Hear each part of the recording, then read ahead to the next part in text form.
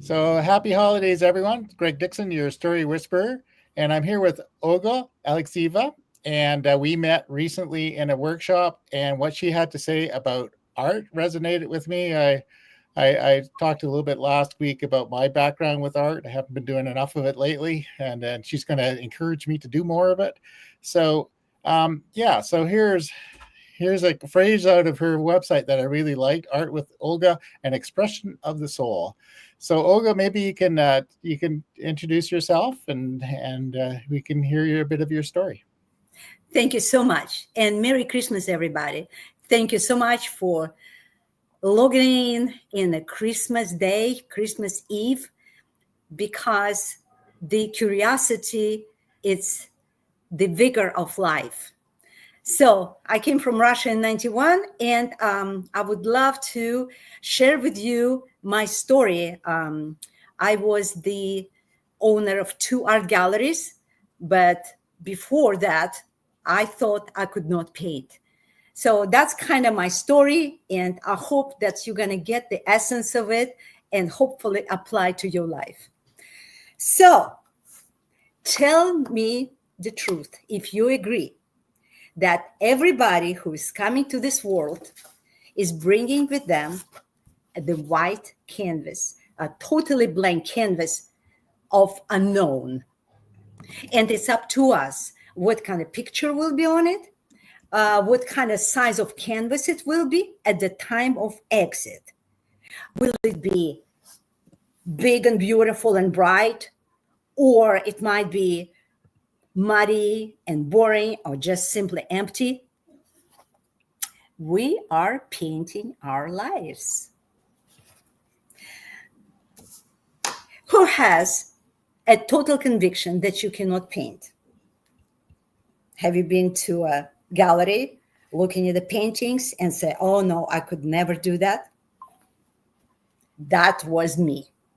1991, I came from Moscow, Russia, being a stage actress. I could act, I could dance, but I could not paint. Plus, coming from another country was a challenge by itself. I spoke no word of English. I had no help, no friends, and I had infant son and elderly mother to take care of. So you can fill up the gap of my load. But I had to make it. I had no option but make a life for me and my family. Plus, American dream was alive to me.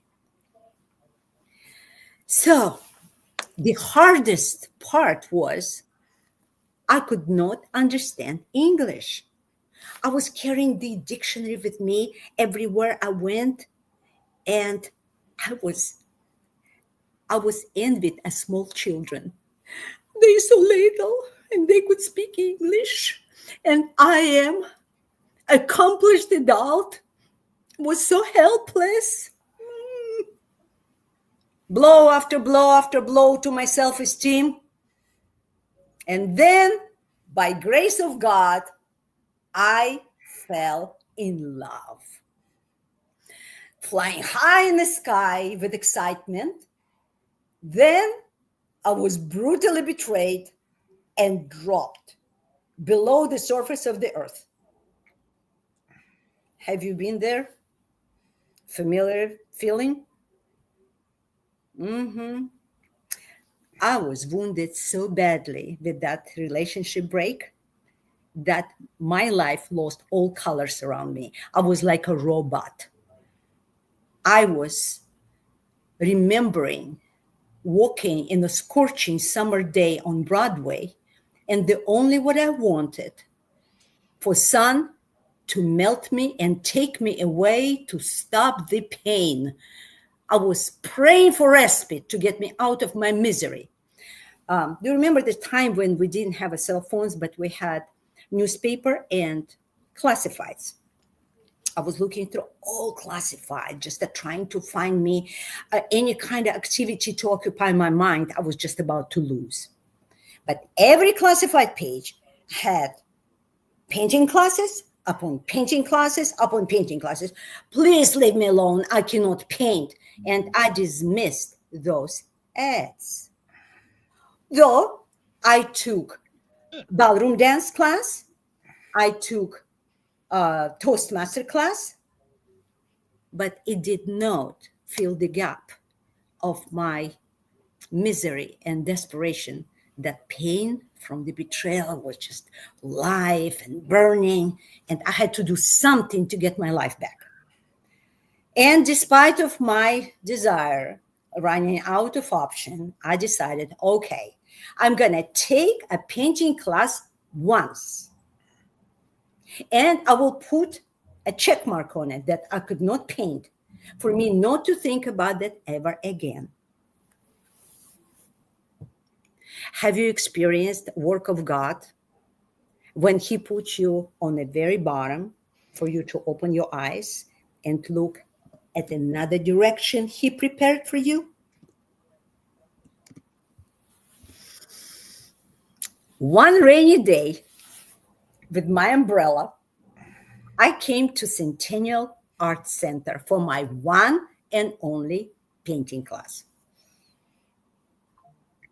And keep in mind, I had a lot of blows in my life in America for not speaking English, for not being accepted in society.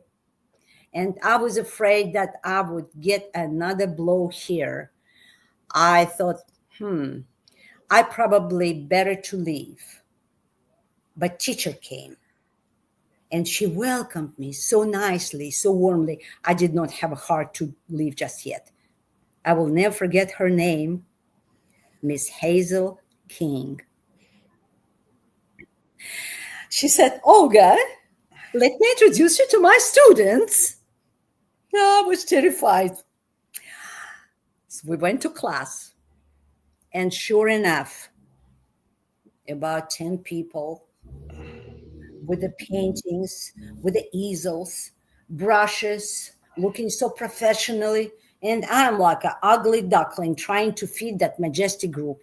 I felt under the threshold again. My insecurity was killing me. I was on the brink of tears. Meanwhile, Miss Hazel, she brought me to the back table. She gave me the canvas and brush and the picture from the magazine. It was beautiful violet. And she said, we're going to be painting this one. I said, oh no, I cannot paint. Please, can I leave? She said, don't you worry. She stood behind me. She took my arm with the brush and she pushed me through the process. Sometimes we need to be pushed to move on. I closed my eyes in horror, but somehow, some way, we finished that piece of art. And interesting enough, later on in a student's show, I sold this very painting for $100. It blew my mind. I thought it was totally worthless, but somebody had different opinion and ready to pay $100. Wow. That was my humble beginning. And what is your favorite color? Keep it in mind. Close your eyes and imagine splashing it all over the blank canvas. Can you do it? Or it's some too risky and you're afraid to make mistake? Or maybe whole world would see you in security and you would leave that canvas empty just to be safe? Or you close your eyes, overlook all the insecurities and just do it? Don't be afraid of white canvas. You make a first step and somebody will come for your rescue. But first step is yours. You remember the favorite color? Use it. Well, I started to go to classes. I studied under different teachers. I went to many workshops. I paid a lot of money for the knowledge. And one day, I had a body of work large enough ready to be shown to the world. I cannot forget that day when I took my art to the local art galleries, and how I was knocking at every door and nobody accepted me. I actually got an advice. Why don't you quit painting? Go work in local libraries. Stop wasting people's time. I was crushed. I was ready to quit right there. Do you remember the feeling when you were rejected the last time? Where did you keep that pain? Mine was here on my throat. I barely could breathe. And only my mama kept telling me, keep on painting, keep on painting. And after so many attempts to put my art in the art galleries, I got so mad. I said, if nobody wants to take my art, I am opening my own gallery. I am in America after all. My American dream came through. Sometimes you gotta get mad to move forward. I opened my own studio, transforming the filthy place for homeless into white-floored or gallery. I rolled my sleeves, not being afraid to take all the filth from the walls and the floor. I worked day and night, and I had a big day, grand opening, and whole world was invited to share my happiness. In a couple of years, I opened another location, even though my friends told me this could be risky. You could fail. Who needs second gallery? You have to be reasonable. Familiar words? Those loving friends always wishing the best for you, but it was not best for me. My dream was bigger than that. I wanted to share the beauty and freedom with the entire world, and I needed a space. And I was tired to be meek and convenient. And my energy of pursuit was so palpable that people started to ask, teach me paintings. I said, I'm not a teacher. I only can share my own experience. But that was enough. After 16 years being a gallery owner, selling hundreds and hundreds of my own paintings, and having many successful students, I paved the way for others, knowing all obstacles and hurdles on the way. Don't be afraid of white canvas is a motto in my class. If you make mistake, take another canvas, start all over. Don't be afraid of unknown. This is only the way to feel alive. And I'm totally convinced that anyone can paint. Anyone. It's universal human language. Even though I had to close my both locations after the COVID, I will keep my art classes forever. Imagine me, 100 years old, splashing the color over the canvas. I love it. Silly. Join my art class. You will pick up a style of fearless painting. I am ageless young girl. Let my story be your torch. Start all over is not hard. Close your eyes and just jump. I am ageless young girl. Story be your torch. Start all over is not hard. Close your eyes and just jump. I look silly, huh? It's okay. I'm not afraid to be vulnerable. I'm like you. I can be open with you. Can you be open with me and do something that shocks you just to feel alive? Please close your eyes and remember the dream you had when you were 6 years old, when everything was possible. Do you still keep that dream in your heart and waiting for time to start doing that? Or you've forgotten about that?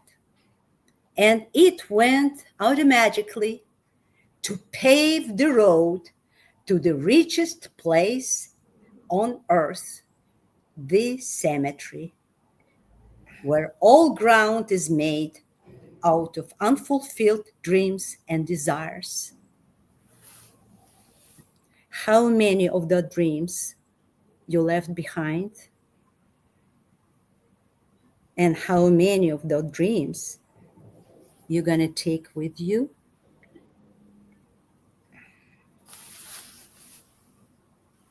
What it takes to step out of your comfort zone, your cozy parking spot, and say, I don't know anything about that, but I'm open and willing to try.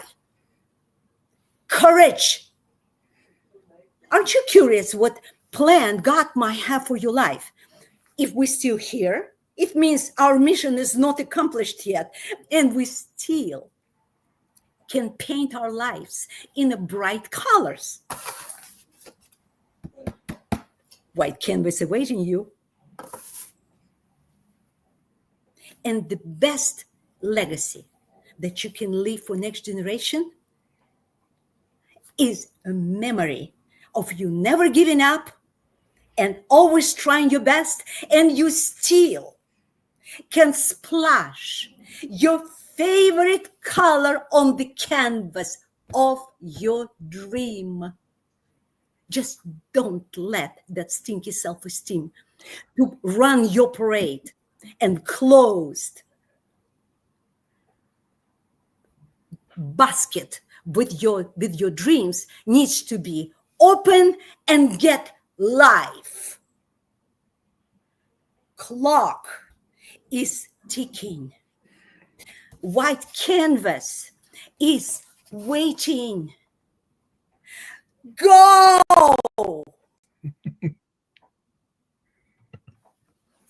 Wow, there we go. Thank you very much. I've got an art story that you touched on in your story here. You said remember what you did when you were 6 years old. Well, I used to draw, and I did a little painting and did art when I was before school and in elementary school. I got away from it, and then later on, I was trying to promote other artists, other painters, and I had a group of people. And you kind of alluded to it. Art can be really hard as a business, really, really hard. Yeah. And so after having, sort of flailed at that, I said, okay, forget it. I'm going to just start painting. So I did nothing else other than paint for about 6 months. I just painted probably about 20 things. And it was the most, it was almost like a form of meditation. It was the most, sort of joyful thing I've probably done in my whole life. But I did learn a few things. You can ignore a bill for 2 months, but you can't ignore it for the third month. That's big chaos will happen. So, so from that point of view, I think really it's really worthwhile. And painting's great. And you can take art classes from Olga, but just, get some blank canvases and start painting, start drawing, start sketching, start doing it, and see if it resonates with your. And so what's interesting, I tried to bring up the issue of our own plans for our life. Yeah. We think that we know what we need. But as I learned through course of my life that if door is closed, it may be a good thing. It's maybe something that I need to look at another direction and not to be upset with my own bull kind of eye into that direction. Because, somebody said, oh, let all your wishes to be true. Be careful what you're asking. You might get it. And it's not necessarily going to be good. Not necessary. So what I'm saying is, question your own desires. Because people choosing something that within their means, within their ability today. Because I have a lot of students, and most of them coming like, oh, I cannot paint, but my wife sent me, oh, I'm not so good. And so it takes me so much to break that self-guard of self-critique, because people want it to be probably perfect right away. So people are afraid to make mistakes. That's the most difficult and time-consuming activity. Then more you make mistakes, and then sooner you're going through that. It's like there's a saying, if you go through hell, don't stop. I mean, go through that, because then more you make mistakes, then more often you make mistakes, then it's going to be behind you. And so you finally get to your destination. So I really think it might be painting, or it could be music, it could be something outside of your mainstream activity. And even if whenever you said, I cannot, let's say, sing, I cannot, let's say, dance, go there. It's like, don't throw me in the bushes sort of stuff. Go exactly there, and you'll see, you might just get something out of it. That's what I want to say. Yeah, that is really right. It's just do it anyway. And I think with anything, with art and music, the most important thing is to do it. When you start, everybody starts. I'm a bit backwards. Probably the 3 best paintings I did were the first 3 I did, and then after that I got self-conscious about technique, and they went downhill from there. But that's the thing, is that would probably, after I got to 100 paintings, then my technique would catch up with my. That's one of the best ways just to develop a style. Paint 100 paintings, and the other thing is just to enjoy it. Like it's fun. I read the book. I forgot who said that. He said, if you don't have 1,000 paintings, what are you waiting for? Because we have to create a big pool, and out of that pool, you take the best, second best, third best. Yeah. But it's gonna be something. So because if there's nothing to take out, you worship your 3 paintings and you just beat them to death. I have so many paintings, I even don't know how many I have. And my website, just to set up my website, guys, you in Canada or whenever in the world, so I have a website, and just communicate with me. Because I have some works still available as original, some works is available as a giclée replica in the prints form and so on. But you can talk to me. So this is my classes. It's just, I feel like right now it's my mission to open for people another way of live their lives. And especially, I'm feeling for people after the retirement age, when they feel like, they did everything for children and they kind of don't care about their own lives. I suggest you to start your life today and do something to shock you and shock all your, all your family. Heck with them. Just live your own life. So start your life today. Start your life today. Yeah. Yes, today is the first day of the rest of your life. Exactly. Yeah. And plus, at the end of this year, I wish everybody to look closely what you achieved that year. It's not necessarily physical, material. It could be spiritual. It could be understanding. It could be clarity. It could be anything. But every year is given to us to get through the next step of development. So acknowledge it and say, hey, I did that, but I did not touch that. And if it's unknown, jump on it.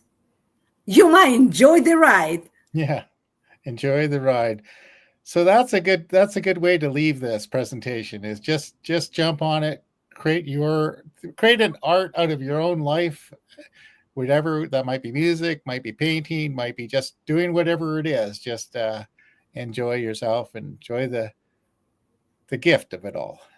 Yeah, because right brain is creative brain, and some people, they just put a bricks over it, and they say, no, I cannot paint, I cannot do that, I only can be bookkeeper, whatever. Baloney.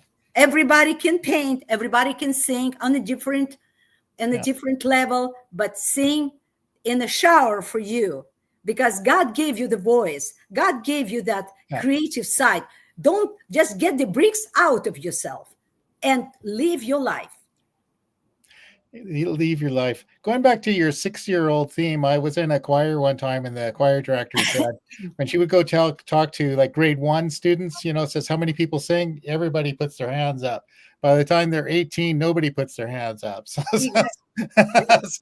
yeah. It's a fear of failure. Yeah. So we need to dismiss that enemy from our lives. And new 2025, it should be the year where we finally acknowledge our own worth and stop looking what other people think about you, because be honest, nobody cares.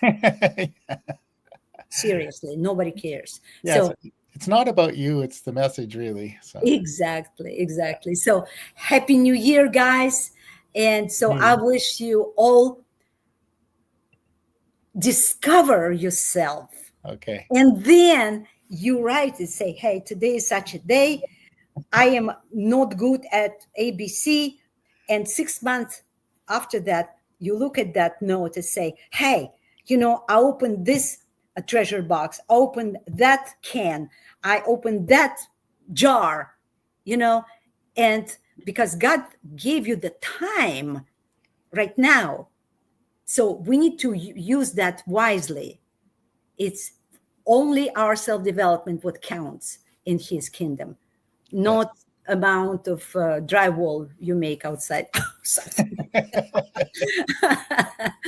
So, well, thank you very much for joining us today and sharing your gifts.